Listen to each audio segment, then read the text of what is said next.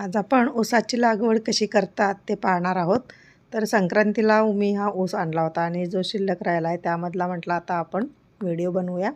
तर ऊसाची लागवड करताना प्रत्येक पेराला म्हणजे प्रत्येक त्या कांडीला डोळे असतात. तो डोळ्यांचा भाग घ्यायचा असतो. तर डोळ्यांच्या आजूबाजूच्या बाजूने एक कट द्यायचा आहे आणि आपण ते डोळ्याच्या आजूबाजूचं कट करायचं आहे आणि असे थोडे थोडे छोटे छोटे काप काढायचे आहेत ऊसाचे. हे पहा, हा डोळा आहे आणि त्याच्या आजूबाजूला 1-1 इंच असा कट द्यायचा आहे.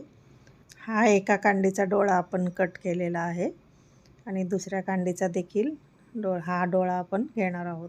तर असे 2 कट आपण घेतलेले आहेत. आपण एका आता छोट्या कुंडीमध्ये मी नारळाची शेंडी खाली घालणार आहे. नारळाच्या शेंडीमुळे ओलावा जास्त वेळ टिकून राहतो आणि त्याच्यानंतर त्याच्यावरती माती घालणार आहे.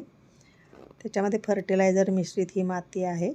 तुमच्याकडे जे पण खाद्य असेल झाडांचं ते घालायचं आहे. आणि आता आपण हे पहा, हे असे आडवे डोळा वरती करायचा आहे आणि असा ऊस ठेवायचा आहे आडवा त्यामध्ये.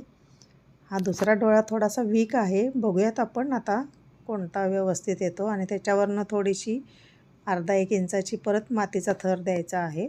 माती घालून झाल्यानंतर पाणी घालायचं आहे. ऊसाला पाणी जास्त लागतं त्यामुळे 2 टाईम पाणी द्यायचं आहे आणि कुंडी उन्हात ठेवायची आहे. आणि पाहूयात आपण एक 8 दिवसानंतर मी पुन्हा एक त्याचं व्हिडिओ घेणार आहे.